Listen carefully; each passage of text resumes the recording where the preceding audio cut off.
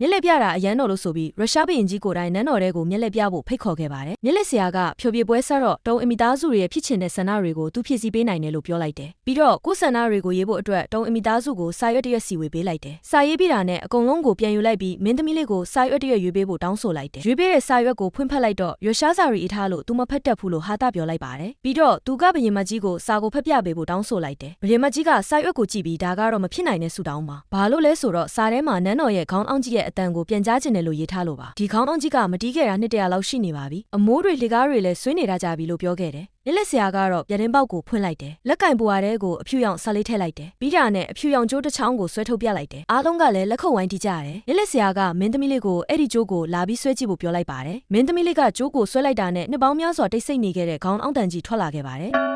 နောက်တစ်ချက်ထပ်ဆွဲခိုင်းတော့ခေါင်းအောင်တန်နောက်တစ်ချက်ထပ်ကြားရပြန်တယ်